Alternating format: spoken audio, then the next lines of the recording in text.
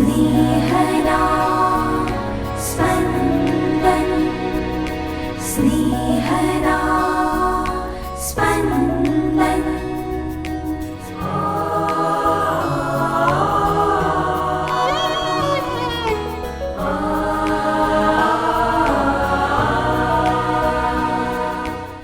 નાતાલ ઋતુના પહેલા અઠવાડિયાનો બુધવાર. ધર્મસભા આજે સંત સિલ્વેસ્ટરનું પર્વ ઉજવે છે.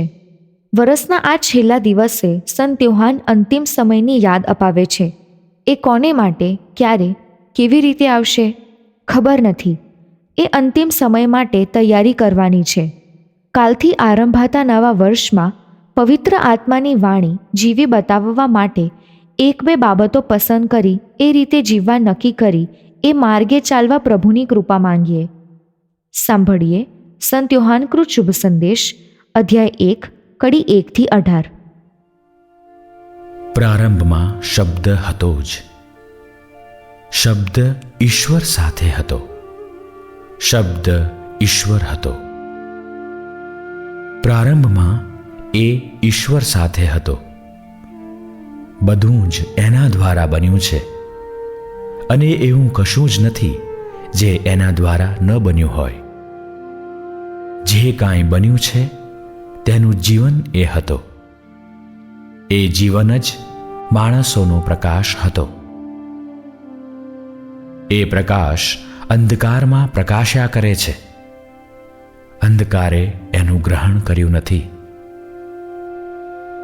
ઈશ્વરનો મોકલેલો એક માણસ આવ્યો હતો. તેનું નામ યોહાન હતું.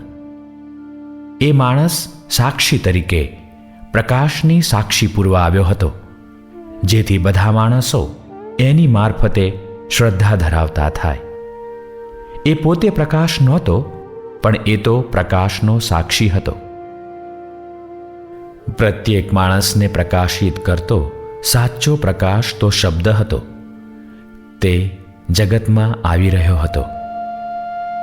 તે જગતમાં હતો અને જગત તેના દ્વારા અસ્તિત્વમાં આવ્યું હતું, છતાં જગતે તેને પીછાન્યો નહીં. તે પોતાને ત્યાં જ આવ્યો, પણ તેના પોતાના માણસોએ તેને સ્વીકાર્યો નહીં. પણ જેમણે જેમણે તેનો સ્વીકાર કર્યો, જેમણે જેમણે તેના ઉપર શ્રદ્ધા રાખી, તેમને સૌને તેણે ઈશ્વરના સંતાન થવાનો અધિકાર બક્ષ્યો, જેઓનો જન્મ લોહી માંસમાંથી કે દેહની વાસનામાંથી કે કોઈ પુરુષની કામનામાંથી નહીં, પણ ઈશ્વરમાંથી થયો છે. અને શબ્દ માનવ થઈને અવતર્યો, અને તેણે આપણી વચ્ચે વાસ કર્યો, અને આપણે એના મહિમાના, પિતાના એકમાત્ર પુત્રને ઘટે એવા મહિમાના દર્શન કર્યા. કૃપા અને સત્યથી એ સભર ભર્યો હતો. યોહાને એને વિશે સાત પાડીને સાખ પૂરી છે. જેને વિશે મેં કહ્યું હતું કે જે મારી પાછળ આવનાર છે તેનું સ્થાન મારા કરતાં આગળ છે, કારણ હું જન્મ્યો તે પહેલાં પણ તે હતો જ. તે જ આ માણસ છે. એના ભર્યા ભંડારમાંથી આપણને સૌને કૃપા ઉપર કૃપા મળી છે. મોશે મારફતે નિયમ સંહિતા આપવામાં આવી હતી. ઈસુ ખ્રિસ્ત મારફતે કૃપા અને સત્ય મળ્યા. ઈશ્વરને કોઈએ કદી જોયો નથી, પણ ઈશ્વરનો એકનો એક પુત્ર, જે પરમપિતાની નિકટમાં નિકટ છે, તેણે જ ઈશ્વરને પ્રગટ કર્યો છે. स्नेहदा स्पन्दन स्पन्दन। આજનો દિવસ આ ઈસવી સનના વર્ષ 2025નો અંતિમ દિવસ. આ વર્ષના આજના છેલ્લા દિવસે શુભ સંદેશમાં પ્રારંભની વાત થાય છે. પ્રારંભમાં જે શબ્દ હતો એ ઈશ્વર પાસે હતો, જે માનવ થઈને અવતર્યો, સાચો માનવ અને સાચો ઈશ્વર. ઈસુ અનાદિકાળથી પિતા પરમેશ્વરના પુત્ર અને પરમેશ્વર તરીકે પૃથ્વીના સર્જન પહેલાં પણ હતા જ. ઈસુએ તેમના આ માનવ અવતાર દ્વારા જ જગતને ઈશ્વરનો પ્રેમ, કરુણા અને ક્ષમાના પર્યાય તરીકે આ જગતને તેમનો સાચો પરિચય કરાવ્યો. ઈસુ પોતે જીવન છે અને માનવ જાતને જીવન મળે અને ભરપટ્ટે મળે એટલે તેમણે માનવ દેહ ધારણ કર્યો. ઈસુ એટલે પ્રકાશ, જેમના આગમનથી પાપના અંધારા દૂર થઈ ગયા અને માનવ જાતિ માટે જીવનના દ્વાર ખુલ્યા. દેવત્વ છોડીને ઈસુ સામાન્ય માનવી બન્યા, જેથી સામાન્ય માનવીને પણ ઈશ્વરના સંતાન તરીકેનું પદ પ્રાપ્ત થાય. આજે આખા વર્ષનું સરવૈયું કાઢવાનો દિવસ છે.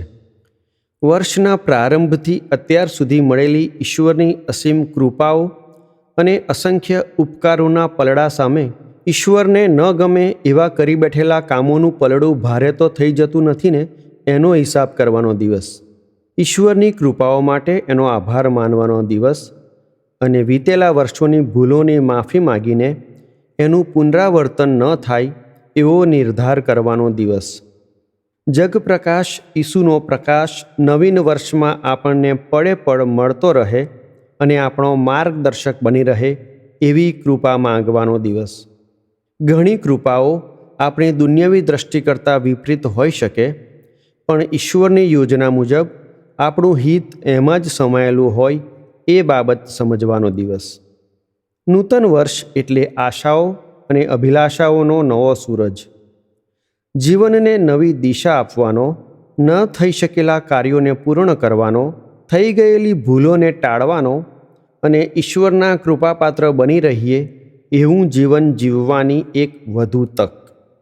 આજે રાત્રિ ઉપાસનામાં આપણે ઈશ્વર પાસે એમની વિશેષ કૃપાઓ સાથે એમનો દિવ્ય પ્રકાશ આપણા જીવનના અંધારા દૂર કરીને આપણું જીવન ઝળહળતું રાખે એવી વિશેષ વિનંતી કરીએ.